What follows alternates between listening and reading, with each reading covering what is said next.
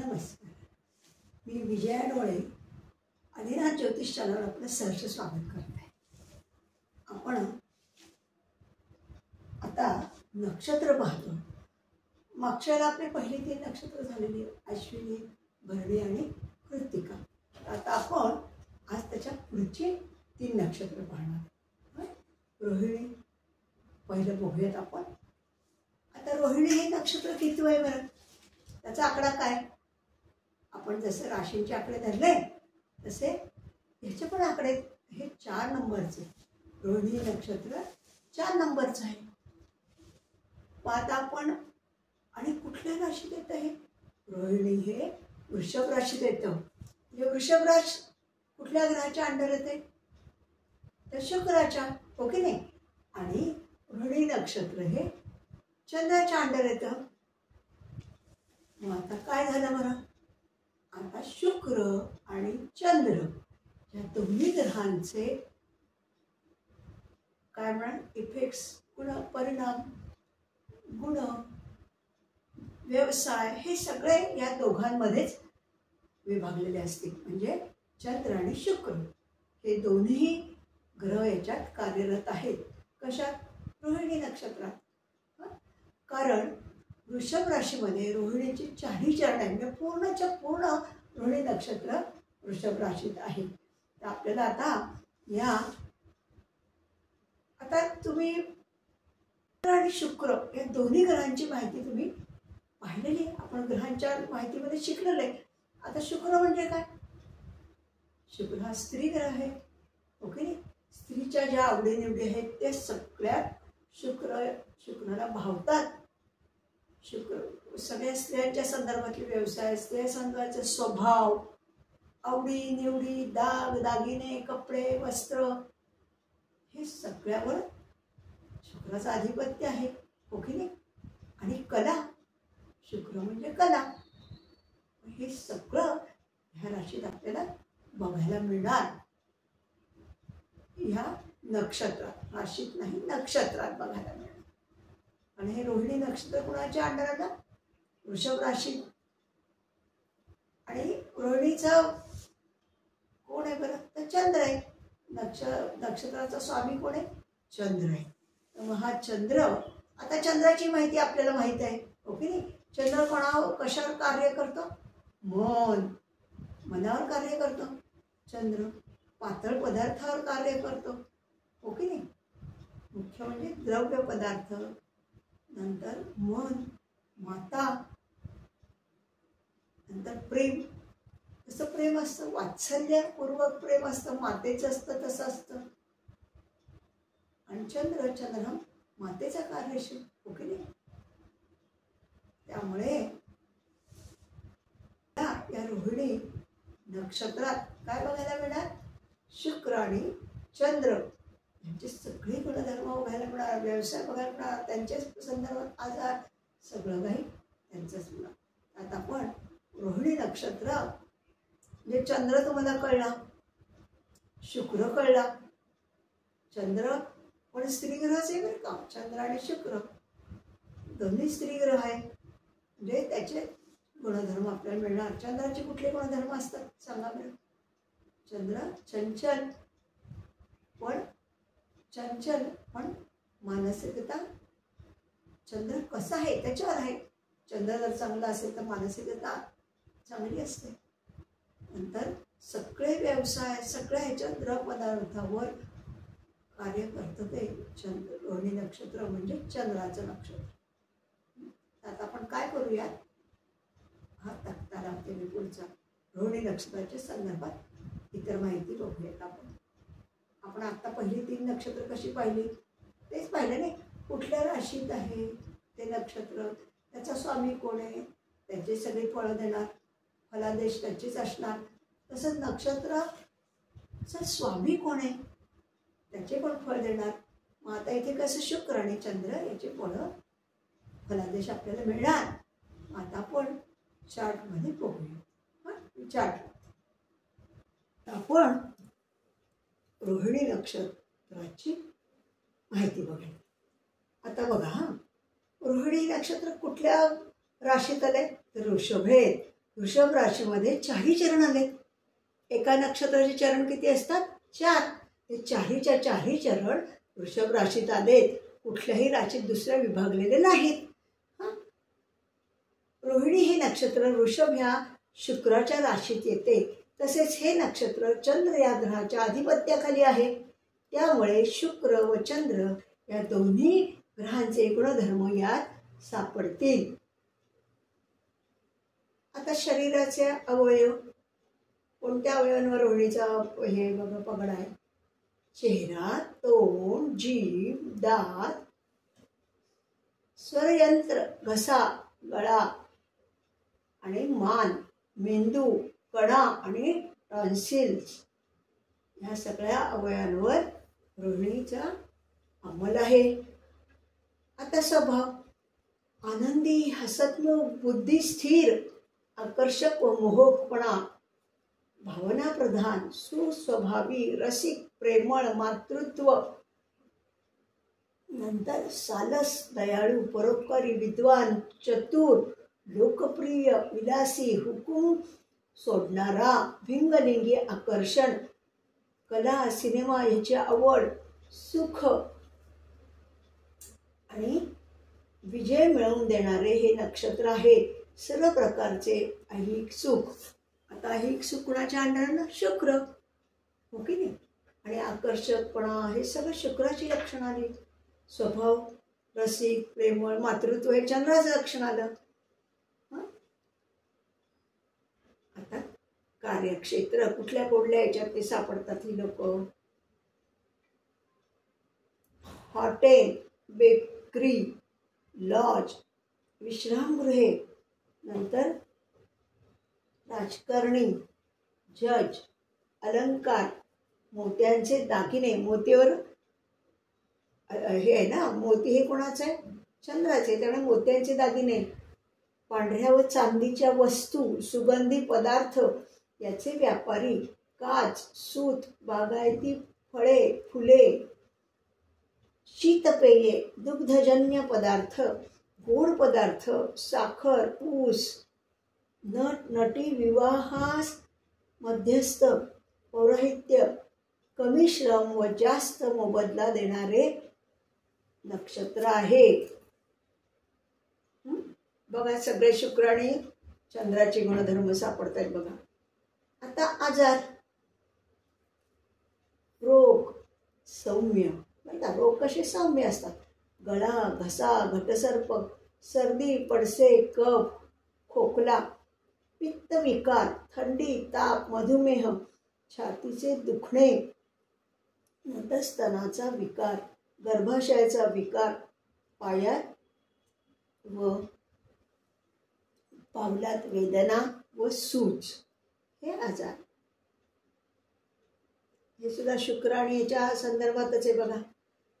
आता कार्य म्हणजे मुहूर्त म्हणायचं आपण. आता हे मुहूर्ताला कसं आहे? कुठल्या कुठल्या गोष्टींसाठी चांगलं आहे, काय आहे? शुभ कार्यास उत्तम, नवीन वस्त्र अलंकार धारण करण्यास योग्य, नंतर संगीत कला शिकण्यास योग्य, शिलान्यास, नंतर पायाभरणी, वास्तुशांती, गृहप्रवेश व कळस चढवणे यास उत्तम, मजला बांधणे, बी पेरणे, नंतर बागकाम, फळे व फुले यांचा व्यापार करणे या सगळ्याला योग्य आहे हे नक्षत्र. अशी ही रोहिणी नक्षत्राची आपली माहिती झाली. आता ह्याच्यातला एक जो तक्ता आहे तो तिन्ही आपण नक्षत्र झाले की शेवट लागली ना. आता आपण पुढचं नक्षत्र बघूयात. आता आपण मृगशीर्ष किंवा मृग हे 5 नंबरचं नक्षत्र बघणार. रोहिणी झालं 4 नंबरचं, आता 5 नंबरचं बघतोय आपण. तर मृगशीर्ष याचे 4 चरण कुठे येतात बरं? पहिले 2 चरण वृषभ राशीत येतात आणि उरलेले 3 आणि 4 तिसरं आणि चौथं चरण हे मिथुनेत येतं. म्हणजे हे चरण त्याचे 4 चरण विभागलेले. पहिले 2 चरण वृषभेताकडे दुसरे उरलेले शेवटचे 2 चरण मिथुनात गेले. म्हणजेच काय झालं, मृगशीर्षावर कुणाकुणाचा अंमल झाला. वृषभ म्हणजे शुक्र आणि मिथुन म्हणजे बुध, हो की नाही. म्हणजे शुक्र बुध याचा अंमल असणार या नक्षत्रावर. आणि मृगशीर्ष हे नक्षत्र कुणाचं आहे, तर मंगळाचं आहे. त्यामुळे मंगळ, शुक्र आणि बुध या तिन्हीचे हे गुणधर्म आपल्याला त्यांच्या स्वभावात, व्यवसायात सगळीकडे त्याचे अंमल असतील आपल्याला सापडणार. हां, तर आपण आता तुम्हाला माहीत आहे शुक्राचं, तर तुम्हाला माहीत आहे सगळ्या कला, स्त्री ग्रह आहे, कलांवर त्याचा सगळं आहे. स्त्रीला जे आवडतं ते सगळं शुक्राला आवडतं. त्यामुळे ते सगळं काही ह्या राशीत आपल्याला सापडणार आहे. ह्या नक्षत्रात राशी वृषभ राशी आणि नक्षत्र कुठलं, मृगशीर्ष. आणि बुधाचे कुठले गुण सांगा, बुद्धिमत्ता, उत्तम बुद्धिमत्ता, आकलन शक्ती चांगली, अभ्यासू वृत्ती. बुध पण द्वित्व, बुधही द्वित्व देतं. मिथुन राशी बुधाची आहे ना, थोडंसं द्वित्व. आणि मंगळाचं काय, धाडसीपणा, धैर्य, सेनापतीचे सगळे गुण. नंतर उष्णता, उष्ण मंगळ म्हणून कापणे, भाजणे हे सगळे प्रकार. म्हणजे मंगळ, शुक्र आणि बुध ह्या तिन्हीचे इफेक्ट्स तुम्हाला मृगशीर्ष या नक्षत्रात सापडतील, त्याच्या व्यवसायात, त्याच्या स्वभावात सगळीकडे. आता आपण ह्या मृगशीर्षाची नक्षत्राची जरा माहिती बघू. मी टाकतात आता मृगशीर्ष ह्या नक्षत्राची आपण इतर माहिती पाहू. आता काय आहे, आपण पाहिलंच की मृगशीर्ष किंवा मृग असं म्हणतात. तर हे 2 राशीत विभागलेले आहे, एक वृषभ आहे आणि दुसरं मिथुन आहे. वृषभ राशीत किती आहेत चरण, त्याचे 2, पहिलं आणि दुसरं. आणि मिथुन आहेत त्याच्या उरलेली 2, तिसरं आणि चौथं चरण आहे. हां, आता आपण पाहिलंच की मृगशीर्ष किंवा मृग नक्षत्र हे कुणाच्या राशीत आहे, वृषभ आणि मिथुन. मग वृषभेचा कोण आहे बरं, वृषभ राशीचा कोण स्वामी आहे, कोणता ग्रह आहे, तर शुक्र. आणि मिथुनेचा कोणता ग्रह आहे, तर बुध. ते शुक्र आणि बुध यांचा मृगशीर्ष ह्या नक्षत्रावर अंमल असणार आहे. आणि मृगशीर्ष हे नक्षत्राचा स्वामी कोण आहे, मृगशीर्ष किंवा मृग म्हणा. याचा स्वामी आहे मंगळ. म्हणजे मंगळ, शुक्र आणि बुध या तिन्ही ग्रहांचं ह्याच्यात गुणधर्म सगळे सापडणार आहे. हे आपण आत्ता बोललोच. त्यात आपण हा चार्ट बघूया. तर मृगशीर्ष हे नक्षत्र वृषभ या शुक्राच्या राशीत येते. तसेच हे नक्षत्र मिथुन या बुधाच्या राशीत पण येते. म्हणून शुक्र व बुध यांचे गुणधर्म सापडतील. तसे मंगळाचे पण हे सापडतील.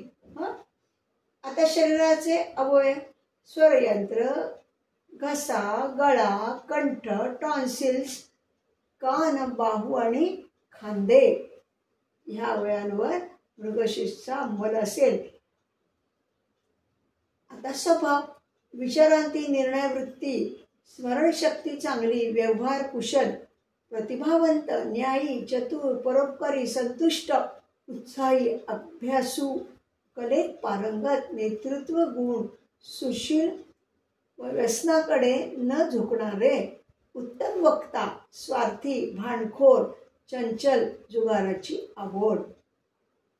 ह्याच्यात बघा तिघांचे आले की नाही, मंगळ, शुक्र आणि बुध तिघांचे स्वभावाचे छटा सापडले आपल्याला.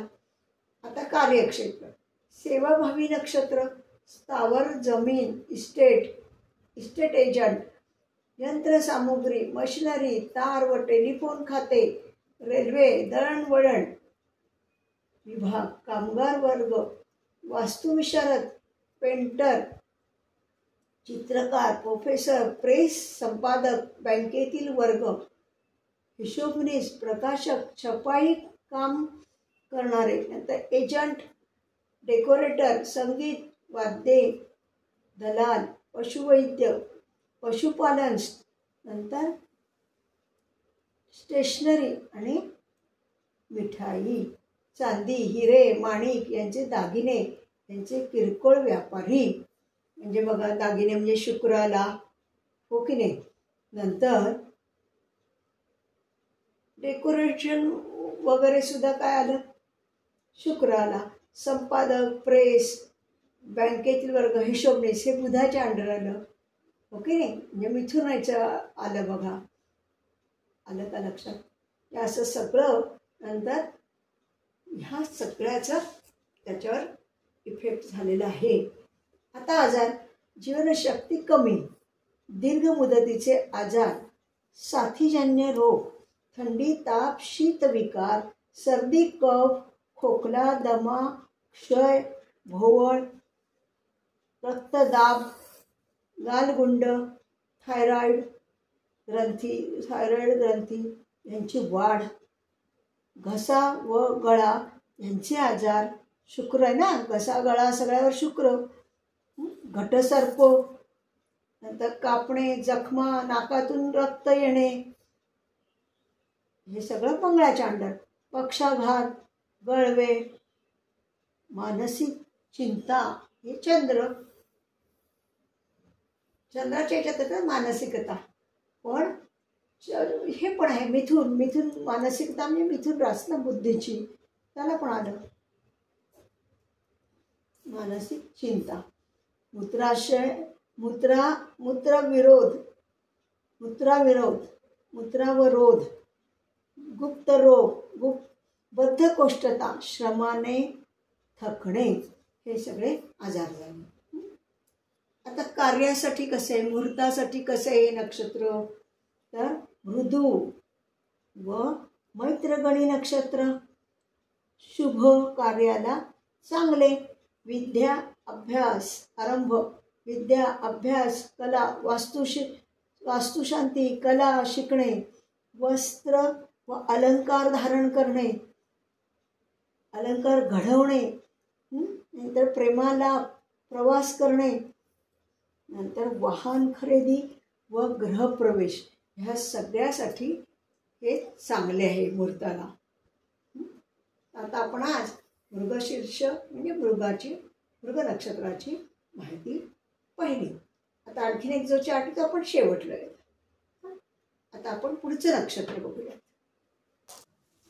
आता आपण आजच्या याच्यातलं तिसरं नक्षत्र बघणार आहे, आर्द्रा. आर्द्रा हे 6 नंबरचं नक्षत्र आहे. आता आपण आधीचे मृगशीर्ष पाहिलं आणि आधीचं रोहिणी पाहिलं, म्हणजे 4 आणि 5 पाहिले. आता आपण 6वं बघतोय, आर्द्रा. आर्द्रा काय, हे मिथुन राशीत त्याची 4ही चरण आली. नक्षत्रात किती चरण असतात, 4. एका नक्षत्रात 4 चरण असतात. मग 4ही चरण त्याची मिथुन राशीत आलेली आहेत. मिथुन रास कोणाची, आपण मागच्या याच्यात पाहिलं, बुधाची, हो की नाही. आणि आर्द्रा नक्षत्र कोणाच्या अंडर येतं बघा, कोणाच्या अधिपत्याखाली आहे, तर राहूच्या. म्हणजे राहू आणि बुध ह्या दोन्हीचे सगळे गुणधर्म, व्यवसाय ह्या याच्यात सापडतात, राहू आणि बुध.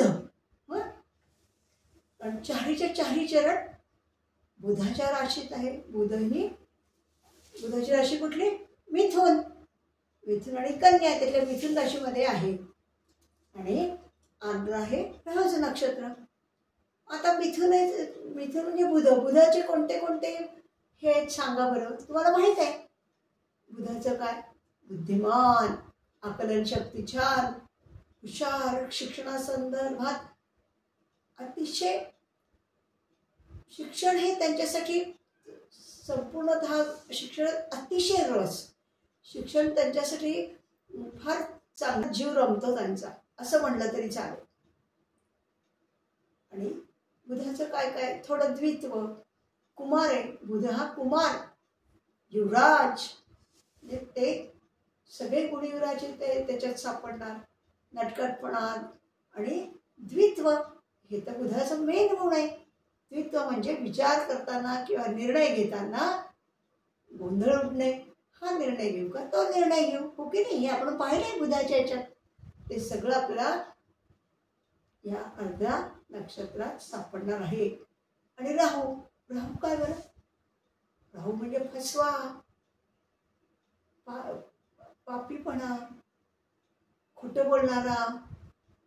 राहूचे सगळे गुणधर्म असं गुढतेकडे झुकणारा, मंत्र तंत्र याच्यावर त्याचा अंमल असतो, त्या याच्यात त्याला प्रावीण्य असतं. नंतर पितरांवर राहूचा अंमल असतो. म्हणजे ह्याच्या संदर्भात आणि बुधाच्या संदर्भातले सगळे काही गुणधर्म आपल्याला ह्या नक्षत्रात, आर्द्रा ह्या नक्षत्रात मिळणार आहे. आलं लक्षात? 6 नंबरचं नक्षत्र मिथुन राशीत 4ही चरण आलेले म्हणजे बुध आणि राहू यांचा पूर्णपणे परिणाम आपल्याला सापडला. आता आपण मी तक्ता लावते, तो आपण बघूयात. आपण आर्द्रा ह्या नक्षत्राची माहिती पाहूयात. आता आर्द्रा हे किती नंबरचं नक्षत्र आहे? 6 नंबर. मिथुनेत 1 ते 4 चरण. एका नक्षत्रात 4 चरण असतात. ते चारीच्या चारी चरण हे मिथुन राशीत आलेले आहेत. आर्द्रा हे नक्षत्र मिथुन या बुधाच्या राशीत येते. तसेच हे नक्षत्र राहू या ग्रहाच्या आधिपत्याखाली आहे. त्यामुळे बुध व राहू या दोन्हींचे गुणधर्म यात सापडतील. शरीराचे अवयव कान, गळा, खांदे आणि बाहू. आता स्वभाव टीकाकार, अभ्यासू, बुद्धिमान, स्मरणशक्ती उत्तम, आकलनशक्ती उत्तम, धूर्त, संशोधनाची आवड, अंतर्ज्ञानी, कल्पक, पराक्रमी, साहसी, चातुर्य, हस्तकौशल्य चांगले, फोटोग्राफी, जादूगार, मांत्रिक, पिशाच्यविद्या, वशीकरण जाणणारा, ज्योतिषी, जैनी, अभिमानी, नंतर विश्वासघातकी, चोर, जुगारी, व्यभिचारी, मादक पदार्थ सेवन करणारा, मोठ्या व्यक्तींची मदत मिळणे व शुभ गोष्टी घडणे हे या व्यक्तींचे वैशिष्ट्य आहे. मोठ्या व्यक्तींची मदत मिळते या लोकांना असं म्हणायचं. आता कार्यक्षेत्र त्याचं कुठे कुठे आर्द्राची लोक सापडतात तर टेलिफोन, टपाल, तार विभाग, ऊर्जा, अंमलबजावणी खाते, अणुशक्ती, संशोधन विभाग, वनस्पतीशास्त्र, बँक, आर्किटेक्ट, नंतर क्लार्क, दळणवळण, ट्रान्सपोर्ट, रेडिओ, प्रचार प्रसिद्धी, ज्योतिषी, वित्तीय दलाल, पुस्तक विक्रेते, साहित्य, छपाई, छापखाने, नंतर ग्रंथपाल, प्रकाशक, फोटोग्राफी, औषधांचे व्यापारी, मांत्रिक, चोर, लुटारू, नंतर संख्याशास्त्र, फिजिक्स व गुरुत्वाकर्षण ह्यासाठी हे नक्षत्र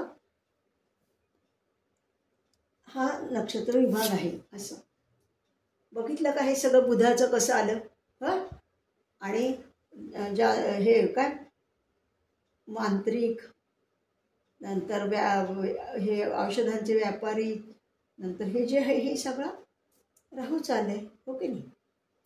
बाकी सगळं हे टेलिफोन, टपाल हे बुधाचं आले. आता आजार, जीवनशक्ती व रोगप्रतिकार शक्ती चांगली, बहिरेपणा, कान दुखणे, घसा विकार, नंतर गालगुंड, घटसर्प, दमा, नंतर मुकेपणा, डांग्या खोकला, नंतर गळवे, बुद्धिभ्रम, संधिवात, नंतर योगी मार्गाचा दाह हे वंध्या नक्षत्र आहे. नंतर याचं मुहूर्त म्हणजे कुठल्या मुहूर्ताला हे चांगलं आहे. सर्व शुभ कार्याला हे नक्षत्र वर्ज्य आहे. राहूचा घात, मंत्र, तंत्र, जादूटोणा यांना चांगले, कारण राहूचा इफेक्ट आहे ना, म्हणून लस तयार करणे, विष काढणे याला अतिशय चांगले. म्हणजे बुध आणि राहूने कसं काय हे नक्षत्र व्यापून टाकलं हे पाहिलं ना आपण. आता मी तिसरा तक्ता लावते, आणखीन एक तिन्ही नक्षत्रांचा एकत्र असा मी जो तक्ता आहे ना तो लावते. आता आज आपण जी तिन्ही नक्षत्र पाहिली, रोहिणी, मृगशीर्ष आणि आर्द्रा, आता त्यांचे तिघांचे चार्ट मी लावलेत. त्या चार्टने आपण आणखी माहिती मिळवूयात. आता रोहिणी हे किती नंबरचं नक्षत्र आहे?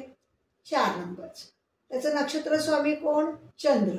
महादशा वर्ष किती चंद्राला? 10 वर्ष. आपण विषोत्तरी महादशा मध्ये रवी ते केतू ह्या नक्षत्रांना स्थान आहे.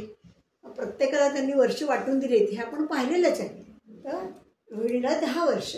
रोहिणी म्हणजे चंद्राचं आलं, म्हणून चंद्राला किती वर्ष असतात? महादशेत 10 वर्ष. रास काय? वृषभ. वृषभ राशीमध्ये रोहिणीचे 4 चरण आले. संपूर्ण नक्षत्र रोहिणी नक्षत्र वृषभ राशीत आहे.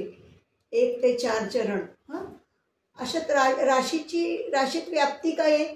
10 अंश ते 23 अंश 20 कला ही व्याप्ती रोहिणी नक्षत्राची आहे. आणि राशीचक्रात व्याप्ती काय? राशीचक्र म्हणजे काय? 12 राशी, मेष ते मीन ह्या राशी 360 अंशाचं पूर्ण वर्तुळ होतं, परिघ होतं, हो की नाही? मग त्याच्यात त्याची व्याप्ती कुठे आली बरं? तर 40 अंश ते 53 अंश 20 कला हे आलं. रोहिणी नक्षत्र कसं दिसतं ह्याचं मी साधारण चित्र इथं तुम्हाला दाखवलं, ते बघा. आता मृगशीर्ष हे 5 नंबरचं नक्षत्र आहे. नक्षत्र स्वामी कोण? मंगळ. महादशा वर्ष जे नक्षत्र स्वामी, नक्षत्राचा जो स्वामी असतो त्याची महादशा असते. आलं का लक्षात? तर मृगशीर्ष मंगळाचं, म्हणून मंगळाच्या महादशाला किती वर्ष असतात? 7 वर्ष. राशीवर नसतं, ते नक्षत्राचा स्वामी कोण आहे त्याच्यानुसार असतं. आता हे कसं विभागलंय? 2 राशीत विभागलंय. वृषभ राशीमध्ये 1 आणि 2 हे 2 चरण आहेत, आणि मिथुन राशीमध्ये 3 आणि 4 म्हणजे दोन्ही 2 चरण दोन्ही याच्यात विभागलेत. वृषभ आणि मिथुन आहेत. आता त्याची व्याप्ती काय? वृषभ राशीत त्याची काय व्याप्ती? 23 अंश 20 कला ते 30 अंश. आता 2 चरण बघा. एका चरणाला आपण किती म्हटले? 3 अंश किती, म्हणजे कसं काढतो आपण एका चरणाचं? 13 अंश 20 कला डिवाइड बाय 4 त्याच्यानुसार इथे आलेलं आहे. तसंच मिथुनमध्ये किती आलं?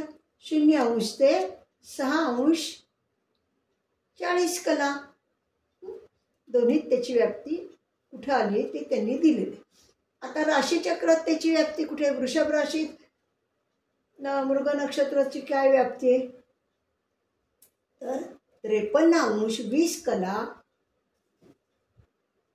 ते 66 अंश 40 कला एवढ्या याच्यावर जे मेष ते मीन हे राशीचक्र आहे त्याच्यात ही व्याप्ती त्याची इथे ह्या अंशावर आलेली आहे.